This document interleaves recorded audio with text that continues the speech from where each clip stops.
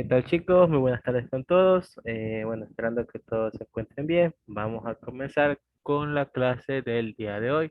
En este caso, vamos a continuar en la materia de ciudadanía. ¿Ya? Vamos a seguir con el tema que nosotros estábamos viendo acerca de las democracias, las formas paradójicas. En este lado vamos a ver acerca de la soberanía del pueblo. ¿Ya? Bueno, ya en el tema, como les mencionaba, hoy hemos visto acerca de las demandas sociales de los pueblos, que estas deben ser cumplidas por los estados, por más dificultades que estos presenten. Estas demandas se sustentan en el derecho de exigencia, el cual... Otra persona.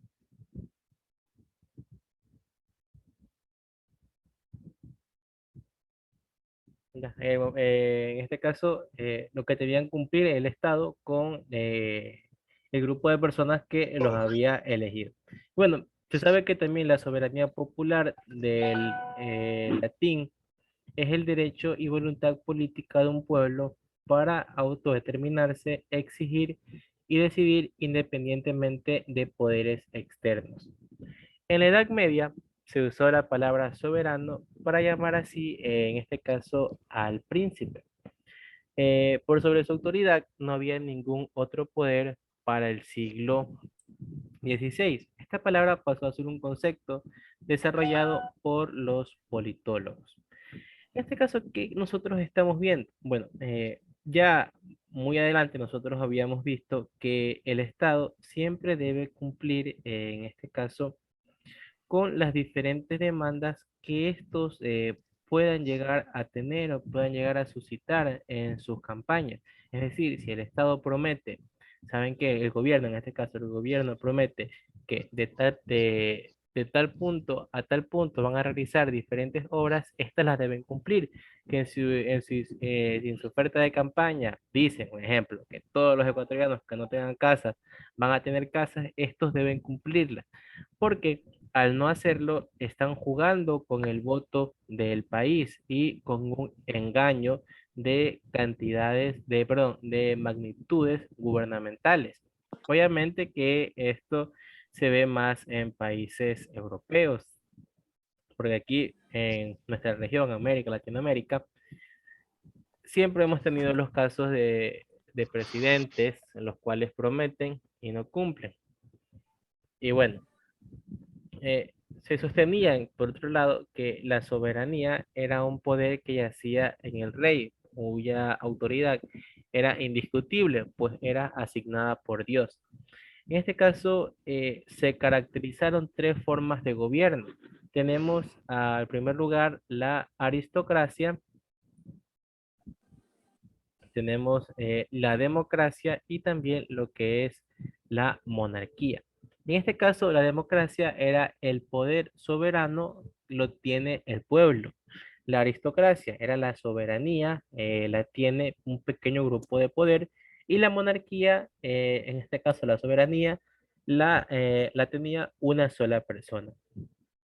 Ya, son las diferentes tres formas de gobierno en las cuales se han caracterizado la democracia, aristocracia y monarquía. Recuerden esas tres que puede ir para su tarea. Democracia, el poder soberano lo tiene el pueblo. Aristocracia, un pequeño grupo. Y la monarquía, una sola persona. A ver un momento. Ya, en este caso tenemos que, con respecto a lo que es bueno, pero se me va el tema. Con respecto a la soberanía, se tiene que es una condición en la que el poder el político y público llega a su máxima concentración en el pueblo. En democracia, este poder está concentrado en el pueblo que se ve que gobierna a sí mismo a través, en este caso, de los representantes. Este autogobierno se rige por un principio, el de la autodeterminación de los pueblos, que supone la libertad para que puedan decidir la forma como quieren vivir.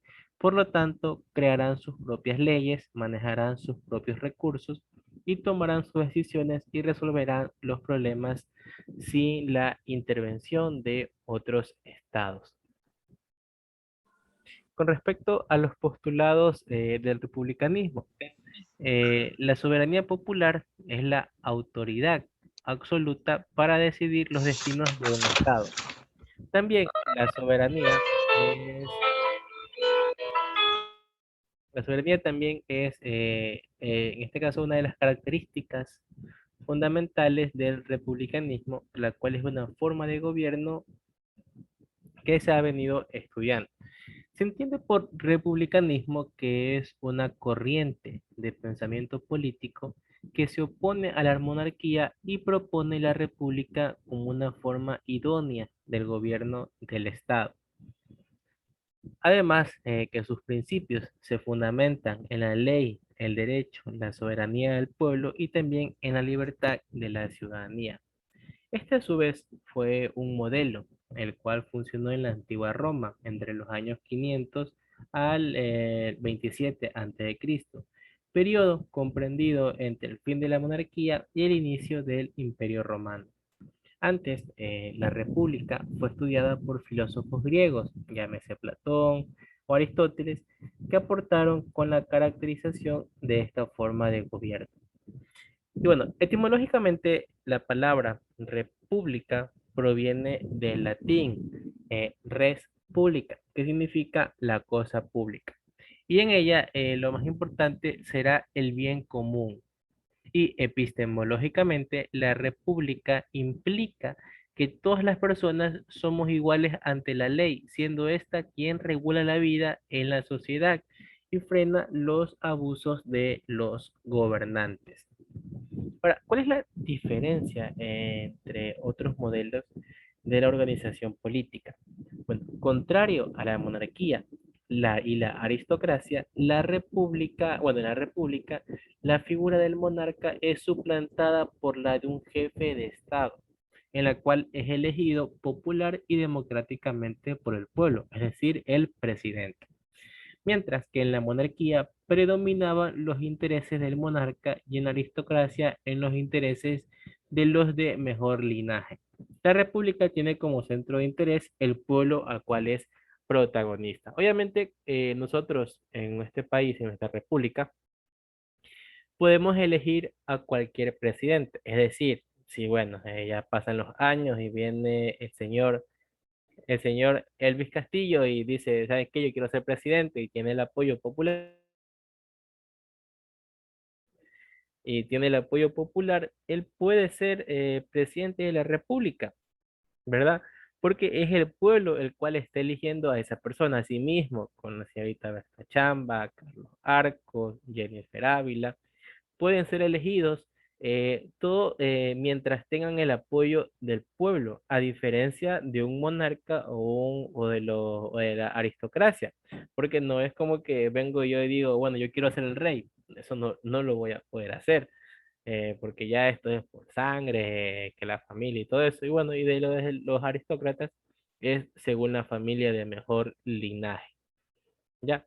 En cambio, la república es la mejor forma de una representación política en la cual va a tener el pueblo, va a ser el poder y no los oprimidos, que eso como tal debería cumplirse, pero ustedes saben que en la gran mayoría de los casos, siempre los que mandan van a ser los únicos que tengan el poder de decisión y no el pueblo como tal. Que en campañas todo el mundo es alegre, todo el mundo se da la mano, todo sí, sí, mi pueblo, y ya cuando son elegidos, en la gran mayoría de los casos, no se cumplen estos ofrecimientos de campaña. Y si se los cumplen, obviamente le van a quitar algo para poder cumplirlo.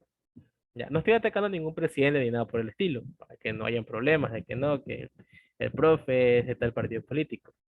No, yo soy del partido de Ecuador, el que mejor le convenga al país. Bueno, con referente a lo que son los principios y características del republicanismo, tenemos que los principios son guías filosóficas, las cuales van a estructurar una corriente de pensamiento. En el republicanismo, estos son lo que es el reconocimiento de las personas como ciudadanos, por lo tanto, como actores políticos. Ustedes saben que anteriormente Las personas, el pueblo, como se lo suele decir, no tenía ningún acto de participación en la política de los diferentes imperios o los países. Eran la última rueda del carro, ¿ya? Pero ya en la instauración del republicanismo, cada persona tiene la posibilidad o tiene esa manera de elección de poder aspirar a un cargo público, a un cargo dentro de la política, ya sea como un actor de manera interior o de manera exterior. Y bueno, este republicanismo es el reconocimiento hacia los ciudadanos. También lo que es, en este caso, el patriotismo como valor supremo. Esto es lo que la mayoría de los países quieren rescatar de sus ciudadanos, siempre poner lo suyo primero, como el loguito que hay en Ecuador, perdón, el logo que hay en Ecuador, no hablemos diminutivamente, que es de Ecuador primero o hecho en Ecuador, donde la mayor parte de nosotros, los ecuatorianos, no voy a decir todos, digo una gran parte, no le damos valor a las cosas ecuatorianas, a los productos ecuatorianos, sino que le damos más valor nosotros, tanto monetario, a lo extranjero. Entonces, esto es lo que también busca el gobierno, de que las cosas realizadas en el Ecuador sean las primeras que sean consumidas o las que más se consumen. Y obviamente que aquí van a haber diferentes puntos de opinión. Me van a decir, profe, pero ¿cómo yo voy a comprar algo ecuatoriano cuando yo sé que esto no tiene una buena calidad? Que sí, puede que sea barato, pero que la durabilidad no va a ser tan buena como tal producto de Estados Unidos, de Japón, de China o de cualquier otra parte que para bien o para mal nosotros pensamos que ya por ser de otro país siempre van a estar mejor que los nuestros.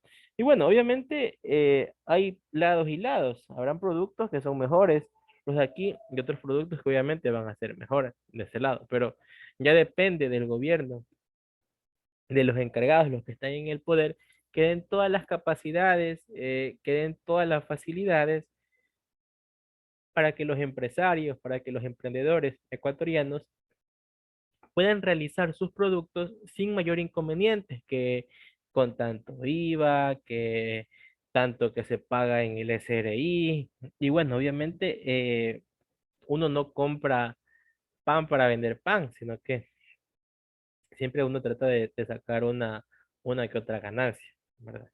Y bueno, siempre tener al patriotismo como valor supremo es una de las segundas características del republicanismo. Y la otra es que tenemos lo que es la preeminiscencia de lo republicano, de lo público sobre lo privado. Por lo tanto, tenemos la austeridad en la vida privada para limitar el deseo de poseer individualmente, el bien común, que es el objetivo de la república. El valor de las leyes como reguladoras de la sociedad. Ustedes saben que un país no puede, un estado, una república, no puede continuar mientras no tenga leyes que lo vayan a regir a sus ciudadanos. Un país sin ley no se puede llamar un estado de sociedad, porque si no hay ley, obviamente se van a poder cometer una gran cantidad de delitos. Y aún países que tienen leyes ya definidas, se cometen, ahora imaginen uno el cual no tenga ley. Tenemos también a a la libertad como lo es un factor fundamental entendido como una acción consciente de elección de las posibilidades sin sujeción a la voluntad alguna y encaminada a la realización de la plenitud humana, garantizada por la ley. Principalmente, la mayoría de los países han tenido la caracterización de ser libres. Por algo han habido luchas, revueltas, revoluciones, todo esto con el fin de tener una libertad propia como tal y no una libertad inventada, ya nada de esclavitud ni nada con lo referente a la antigüedad, ¿verdad? Tenemos también el fortalecimiento de los valores cívicos. Es algo que se ha estado perdiendo poco a poco, lo que son los valores cívicos en las sociedades de todos los países, no solo de Ecuador en especial, sino de todos los países. Ya las personas, perdón, no respetan los símbolos patrios, no respetan las fechas cívicas, quieren cambiar fechas cívicas por las de otros países, ¿verdad? Como es el caso del 31 de octubre. Ustedes saben ya lo que celebramos y lo que quieren celebrar otras personas, como lo es Halloween. Bueno, actualmente hablamos de repúblicas democráticas, aunque democracia y república son dos conceptos distintos. En una república puede funcionar una forma de gobierno democrático o dictatorial sin que sus principios dejen de prevalecer. ¿Cuáles son las características del republicanismo? Tenemos que la soberanía radica en el pueblo, que existe una división de poderes. Obviamente, cada persona, cada integrante del actor político va a tener sus diferentes poderes, por así decirlo, sus diferentes trabajos, desempeños, objetivos dentro del Estado. Hay igualdad en todos los ciudadanos ante la ley, qué es lo primordial y lo que debería seguir el Estado. Es decir, que no porque tal familia tenga más dinero, esa familia va a tener más oportunidades de salir impune, salir libre ante algún acontecimiento que haya ocurrido, ¿verdad? O no porque yo soy pobre y me toca enfrentarme en un juicio ante una persona millonaria, quiere decir que yo voy a perder, ¿verdad? O sea, ante la ley todos somos iguales. Tenemos que los gobernantes son electos por el pueblo y por un periodo determinado, es decir, que cada 4 años va a cambiar un ciclo y va a depender del pueblo si quiere que el ciclo continúe o cambiar radicalmente a otra persona.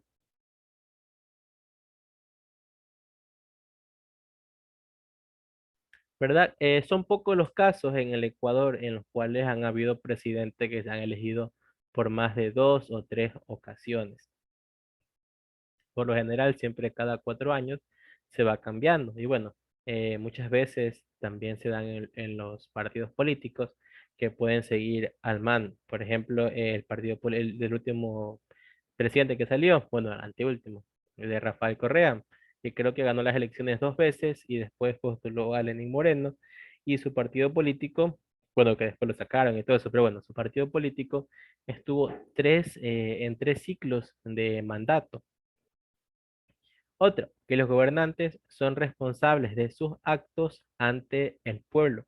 Obviamente cada uno de los gobernantes, llámese presidentes, alcaldes, prefectos, son responsables de lo que ellos hacen y deben rendir cuentas al pueblo. No por el simple hecho de tener poder, de tener esa capacidad para convencer, para manipular, bueno, perdón, para actuar, quiere decir que ellos van a poder hacer y deshacer todo lo que han venido construyendo presidencias o mandatos antiguos, ¿verdad? Que los actos del gobierno son públicos, lo que debería ser como tal, debería ser Biblia eso, que todo lo que haga el gobierno debe ser conocido por el pueblo, que es verdad que nosotros no tenemos una cultura de política, es decir, de que no nos tomamos un tiempo para analizar los diferentes documentos que lanza el gobierno y que el gobierno, indiferentemente de si las personas de su país les interesa la política o no, ellos deberían siempre estar informando de lo que están haciendo, lo que no están haciendo o lo que planean hacer. Además que impera la ley que regula las actuaciones gobernantes y de los gobernados. Es decir, cada uno va a actuar a medida de lo que va llevando. Tenemos que quien detente el poder ejecutivo es un presidente y no un rey. Aquí en nuestro país, obviamente, nosotros no manejamos por las elecciones. Otros países de Europa que sí hay presidente y rey, bueno, que no sé exactamente cómo se manejarán en ese lado de quién tiene más poder, si el rey o el presidente, si el pueblo o la monarquía. Eso ya lo dejamos hacia el otro charco, hacia el viejo continente. Bueno, ahora vamos a ver también las formas en las que se puede representar lo que es el republicanismo. La ley ampara tres formas de organización de las repúblicas, en este caso centralistas, federalistas y confederalistas. La diferencia principal entre ellas tiene que ver con la organización territorial, la participación del poder y el grado de autonomía que tiene cada una de estas. Bueno, ahora, con respecto a las formas de la república, tenemos al centralismo. En este caso, el centralismo es un modelo basado en un estado central unitario, lo que esto significa que es una sola entidad jurídica política, lo que detenta el poder y la soberanía sobre un territorio. Ejemplo, tenemos a nuestro país. Recuerden, centralismo, modelo el cual se encuentra basado en un estado central unitario. Esto a su vez quiere dar a entender que es una sola entidad jurídico-política la cual va a tener el poder y la soberanía sobre un territorio determinado. El federalismo. El modelo de Estado, en este caso en el que el poder se divide entre la autoridad nacional y distintas unidades locales autónomas llamadas provincias, regiones o estados, donde cada uno de estos se guía por el gobierno soberano, cuyas decisiones afectan a estos estados y a los ciudadanos, tenemos como el ejemplo de Estados Unidos. El confederalismo, que es la alianza entre países independientes, autónomos, que se unen por temas específicos y de interés mutuo. Estos a su vez pueden compartir una misma constitución, una moneda, ejército. Las decisiones, los gobernantes afectan a todos los estados. Por ejemplo, tenemos el caso de la Unión Europea. Ustedes saben que en Europa lo que predomina en mayor cantidad es el euro, que se comparte en una gran cantidad de países, como lo vemos aquí, que comparten una misma moneda, ¿verdad? Y bueno, hablando específicamente del centralismo, tenemos que es un sistema de organización estatal en el cual las decisiones, los proyectos de la nación y la demarcación de las políticas de tipo económico, social, cultural provienen de un centro o un gobierno central. A estos estados se lo conoce también como estados unitarios, ya que es el ejecutivo, en concordancia con los demás poderes, el que define las políticas y la organización de la economía. Como ustedes saben, el gobierno es el cual nos rige a través de la política y de qué es lo que nosotros podemos elegir y qué es obviamente lo que no podemos elegir como tal. A su vez, tenemos que el Estado central está representado políticamente por un solo gobierno, el cual es elegido de manera democrática en las urnas y hace efectivo su poder sobre un territorio y una población determinada.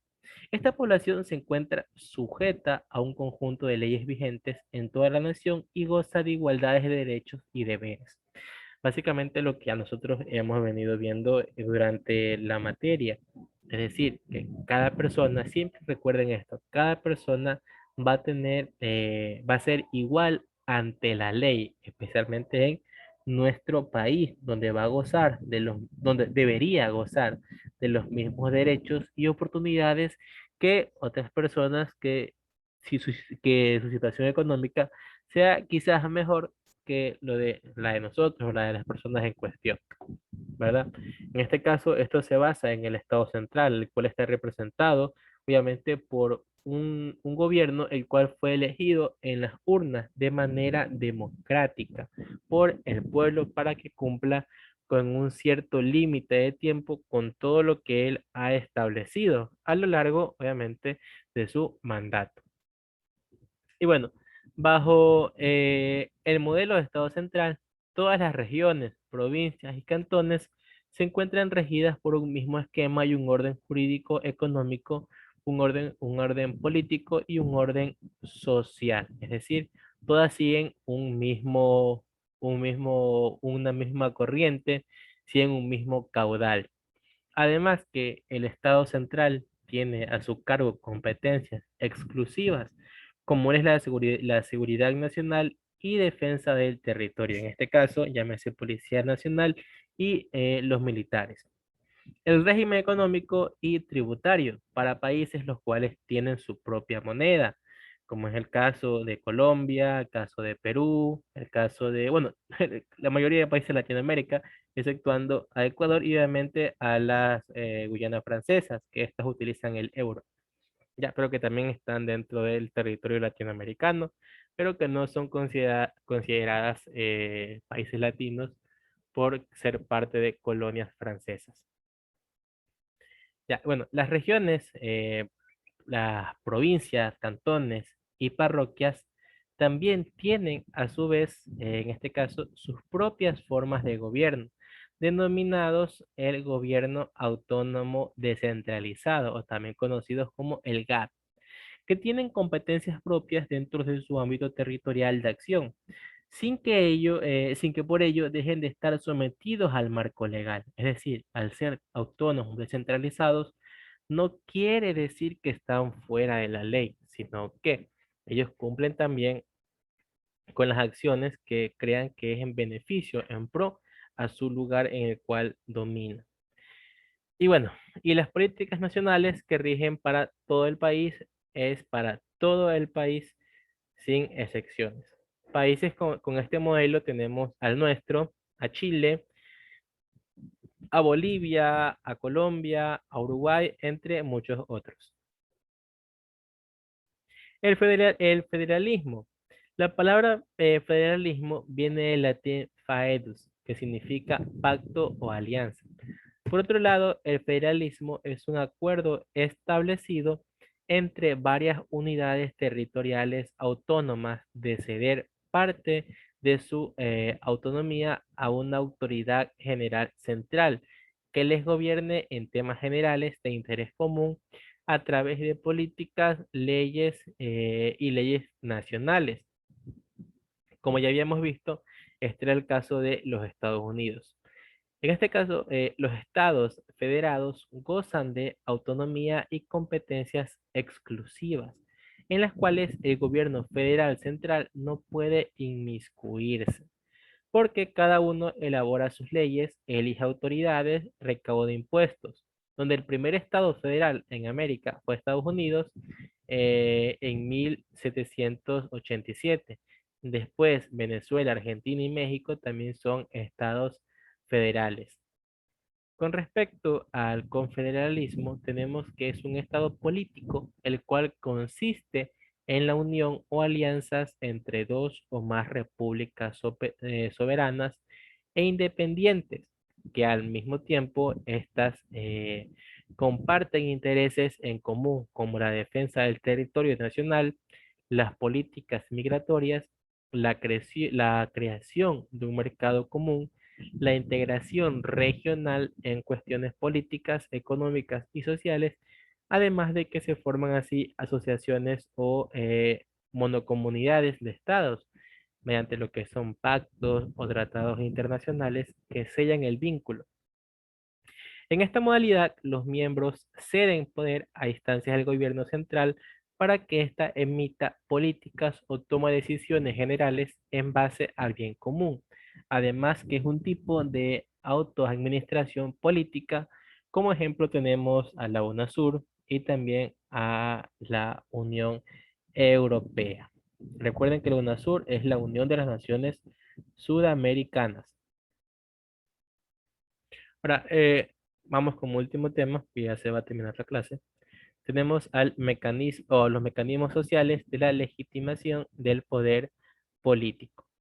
Tenemos que el eje de esta unidad aún siguen siendo las demandas sociales de los pueblos por el cumplimiento de sus derechos, que en ejercicio de su soberanía tienen la potestad de demandar, pero para exigir cualquier reivindicación a los gobernantes, estos deben ejercer el poder político de manera legítima. Por lo tanto, el pueblo debe otorgarles la legitimación, en este caso social. Legitimidad, ¿qué es la legitimidad? La legitimidad es un principio de aceptación de la autoridad en la que los subordinados asumen de forma libre, en este caso la libertad es la obediencia a la ley en el mismo individuo que ha creado en democracia. El poder lo asume quien ha triunfado en un proceso electoral y se encuentra legitimado por el voto popular que respalda su autoridad. Ahora, tenemos la legitimación del poder, tiene tres fuentes: la tradición, el carisma y la ley.